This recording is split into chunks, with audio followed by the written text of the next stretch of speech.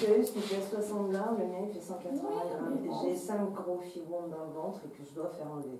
Mais voilà, pour moi, je n'ai pas de notion de danger, c'est fou, hein. Alors peut-être que je suis un petit peu, voilà, mais je ne sens pas la notion de danger et je me dis, pourquoi j'ai ça, et après j'irai là. Et là, j'arrive pas à y aller.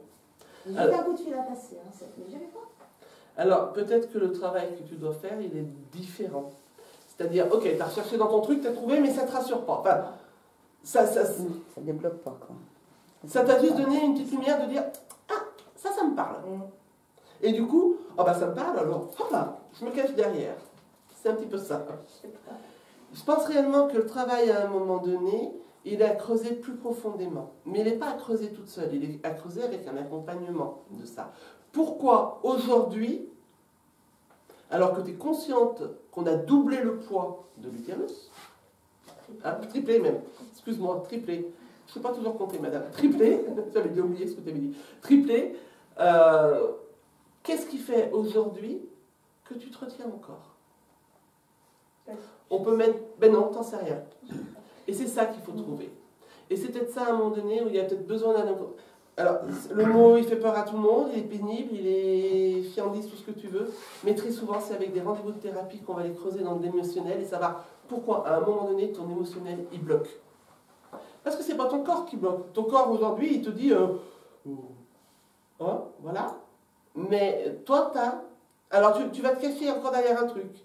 Non, tu comprends, je comprends, je veux bien me faire opérer. Mais je veux comprendre avant pourquoi. Donc, quelque part, tu es en train de faire... Ouais, mais c'est complètement con ce que je suis en train de faire. Parce que j'ai mal, parce que j'ai des crises, parce que si, parce que là.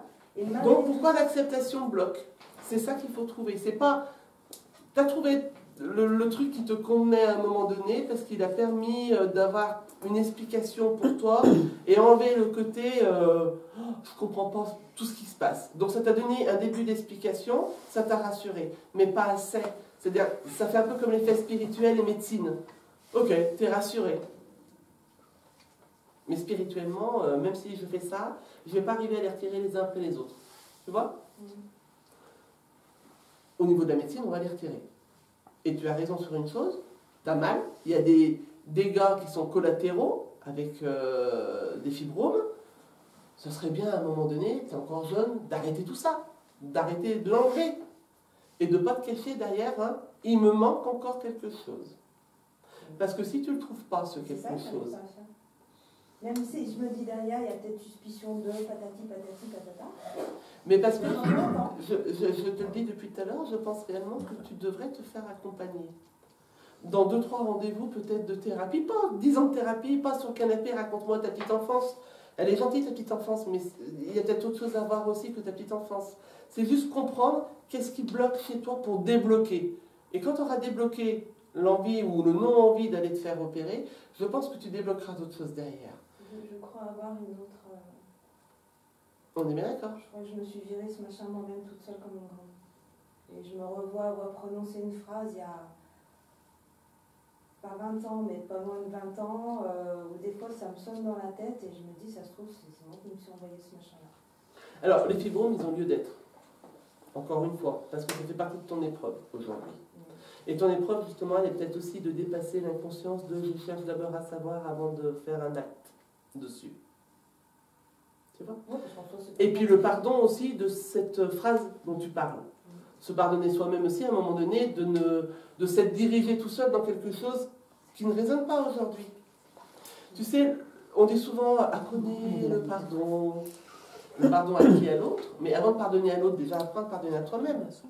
Parce que c'est nous-mêmes qui laissons l'autre faire. C'est ce que je disais tout à l'heure.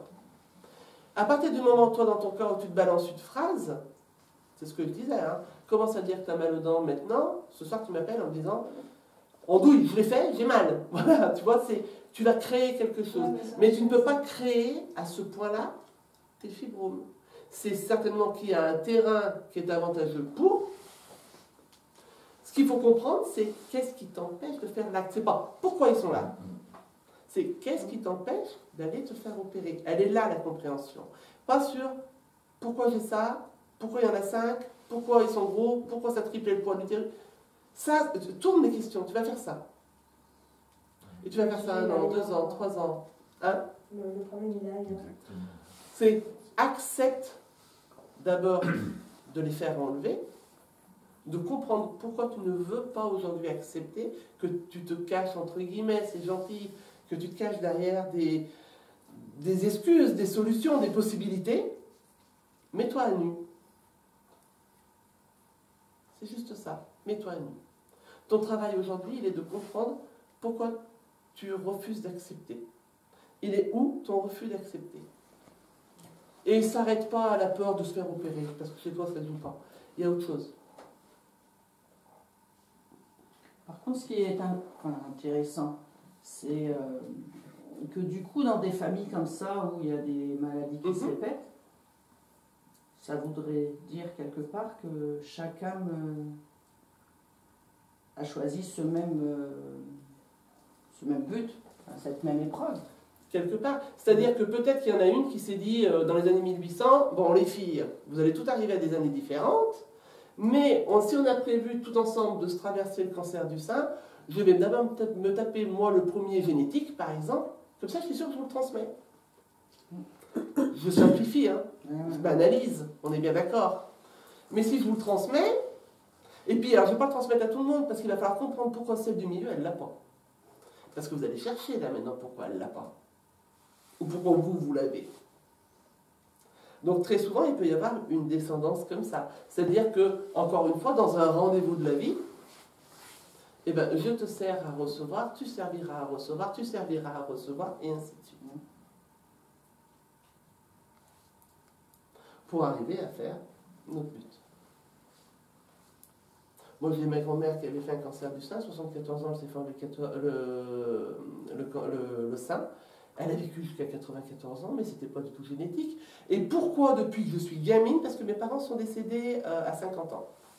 Moi, ma grand-mère, elle est décédée à 94 ans. Alors, toutes mes frangines, dès qu'elles avançaient, c'était « Oh, 50 ans !» Moi, elle me foutait les jetons à dire toutes « Oh, 50 ans !» Et moi, du coup, je me disais toujours « Eh ben, moi, je m'en fous, je vais faire comme Babka, parce qu'elle est polonaise, ma grand-mère. Je vais faire comme Babka, 94 ans. » J'avais oublié de faire comme Babka, qu'elle avait eu un cancer du sein, je suis la seule des frangines à l'avoir eu. À avoir subi la radiothérapie, une opération et tout ce qui va avec. Est-ce que c'est parce que j'ai toujours dit je vais faire comme elle? Ou est-ce que c'est en disant cette phrase, inconsciemment, je savais que j'allais faire comme elle? En tout cas sur le cancer. Tout dépend du sens qu'on met à nos révélations. Est-ce que c'est la cause? Est-ce que c'est l'effet?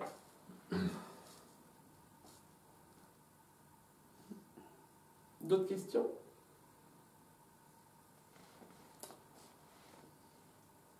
Depuis tout à l'heure, vous parlez de résonance. Est-ce qu'il y a un moyen de couper cette résonance? De dire maintenant, stop, je veux plus que ça résonne? Ça dépend. Si elle doit se faire sur votre chemin, non. Malheureusement. Pas malheureusement ou heureusement, parce que ça respecte. Après, si c'est une résonance qu'on s'impose, oui. D'accord. Tout dépend de ce qu'on appelle résonance. Encore une fois, il y a un terme, il y a un mot, il y a plein de choses autour. Moi, je vais vous dire que votre jean, il est bleu, vous allez peut-être me dire, bah non, il est noir. Mais qu'est-ce qui fait qu'on est tort tous les deux, puisqu'on a une vision différente de votre jean? D'accord? Résonance, c'est qu'à un moment donné, il y a une vibration qui s'entraîne. Après, elle peut être simplifiée, ça peut être simplifié comme mot, de dire, bah, il y a une résonance parce que tous les fils aînés de cette famille-là, ils sont tous militaires. Bah, ouais, mais c'est peut-être juste parce qu'ils sont tous attirés par l'armée. Est-ce qu'on peut dire qu'il y a une résonance parce que c'est tous les fils aînés? Non, c'est peut-être parce qu'au fils aîné, on lui transmet un peu plus peut-être cet amour-là. Et puis les autres, on a moins le temps. Enfin, voilà. Et puis après, il y a la vraie résonance. Et ça, si c'est une vraie résonance que vous devez traverser, on ne pourra pas enlever. Alors, sur le coup, c'est l'injuste, c'est le côté injuste, hein, de se dire ouais, mais c'est dégueu, pourquoi moi, toi? Aujourd'hui, enfin moi, alors je suis lobotomisé et je m'en suis pas rendu compte pendant les opérations, mais moi aujourd'hui, c'est waouh, quelle chance. Voilà. J'ai pu me rendre compte avant d'avoir 80 piges peut-être, ou 90, ou ne plus être de ce monde, j'ai pu me rendre compte aujourd'hui comme c'était hyper important de vivre à fond. Pas vivre vite, vivre pleinement. C'est pour ça qu'aujourd'hui j'ai un air assez détaché par moment, mais j'ai encore mes peurs humaines, hein, faut pas... je suis bien humaine et bien présente. Et je peux avoir peur pour des tout petits trucs ridicules, et on va dire, mais avec quoi tu viens? Mais j'ai un côté de sérénité que aujourd'hui, merci, quoi.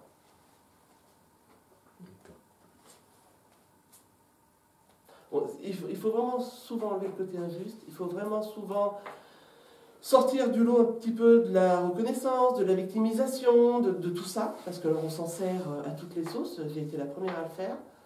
Et à un moment donné, je me suis rendu compte, en fait, avec le dernier cancer, je me suis rendu compte que même sortie, même guérie, c'est-à-dire que donc j'ai eu une hémimastectomie, c'était lourd, c'est 28 séances de radiothérapie, c'est de l'hormonothérapie, j'en étais sortie, donc j'aurais pu dire, mais non, hein. Et bien je traînais ça encore en disant, oui mais j'étais malade quoi quand même, et j'ai pas l'impression qu'on me regarde vraiment et qu'on me reconnaisse dans cette maladie. J'ai même dit à un moment donné, est-ce que je suis légitime de dire que j'ai eu des cancers puisque moi on m'a pas enlevé les seins? Jusqu'où le mental bat. Et à un moment donné, je me suis dit, mais en faisant ça, ma fille, tu es en train de faire quoi? Tu es en train de traîner dans ta maladie que tu n'es plus. Et j'ai dit, stop, ça suffit. J'arrête. Je m'en fous. Les gens, au contraire, je suis contente quand je parle d'un cancer des seins. Très souvent, les gens, ils font. Parce que c'est obligatoire. Ben, je suis contente d'être là. Et puis même si il y en avait un qui n'était pas là, ben, je m'en fous, moi je suis là en tout cas. Et quand on arrive à prendre cette force-là, mais derrière, il y a une vraie sérénité. Et encore une fois, c'est pas faire un déni de quelque chose, c'est se prendre de tout ce qu'on a traversé et de dire, ok, c'est passé, j'arrête de traîner tout ce qui va avec, tu en es sortie ma fille, alors si tu dois t'en servir, c'est pas pour dire, hey, moi aussi je l'ai eu, c'est pour dire à un moment donné, voilà, moi je l'ai eu, mais je vous promets que si vous restez debout, vous pouvez arriver ici. Si vous sortez de ça, vous pouvez arriver ici. C'est surtout le message que j'essaye de faire passer. Et c'est pour ça que la médecine, elle est importante pour ça. Je n'aurais pas pu spirituellement être ce que je suis aujourd'hui, je le dis depuis tout à l'heure, mais c'est vrai. Et voilà, si vous y êtes passé aussi, vous le savez, moi, que de toute façon... J'en ai parlé dans la semaine, là je disais, mais moi, quelque part, je remercie d'avoir eu mon cancer. Parce que ça m'a ouvert plein... J'ai compris plein de choses, en fait. Mais c'est ça. Ouais. Bon, on m'a enlevé le sein, enfin, j'en ai souffert, mes enfants en ont souffert, tout le monde en a souffert, mais après coup, je me dis, il fallait que je passe par là et ça m'a fait comprendre plein de choses. Mais même dans la souffrance de vos enfants, vous leur avez amené beaucoup à ce moment-là, parce qu'ils ont compris aussi des choses par rapport à ça. Alors encore une fois, mon Dieu, heureusement, on n'est pas obligé de tous passer par des cancers, même si aujourd'hui, dites-moi qui ne meurt pas du cancer, enfin, on entend ça, que ce soit les célébrités ou dans nos amis ou dans notre famille, il est mort de quoi? Il avait un cancer. Allez, encore une fois. Mais on n'est pas tous obligés de passer par là pour prendre conscience qu'on détient nous-mêmes notre spiritualité et notre force, et que si on s'écoute et qu'on avance juste avec ce qu'on est, ce que je suis aujourd'hui, vous pouvez le devenir aussi, heureusement. Heureusement qu'on n'est pas obligé d'être dans l'attente d'une maladie en disant bon, quand c'est qu'elle vient pour que je sois tranquille après. Non, pitié, ne l'appelez pas, justement, parce que si elle n'est pas marquée sur votre chemin, ne l'appelez pas. Et puis apprenez juste, vous, à vous recentrer et à vous dire, ok, moi aussi, je peux être sereine, parce que je vais peut-être comprendre que le fait de ne pas avoir une maladie me permet aussi de faire la même avancée. Et ça, c'est génial, c'est juste génial. Autre question? On va terminer là-dessus. On va juste se rappeler sur cette phrase-là, c'est que ce qui nous appartient aujourd'hui, ce qui nous tient dans notre main et ce qui est important de transmettre quand on veut transmettre la spiritualité, c'est de toujours se rappeler qu'est-ce qu'on en fait, comment on va le transmettre, quel message on donne, parce qu'on peut être aussi celui qui va dévier du chemin l'autre. Donc toujours faire attention, c'est pas miraculeux, c'est pas magique, c'est pas Harry Potter. On a une vraie responsabilité là-dedans. Moi, je vous remercie en tout cas d'être venu aujourd'hui et d'avoir porté d'intérêt à cette première conférence, la première de la saison, et puis certainement une autre à un moment donné. Et pourquoi pas que fera-t-on de la spiritualité? Ça va me coûter 6 nuits blanches, mais on y arrivera. Merci à tous. Merci.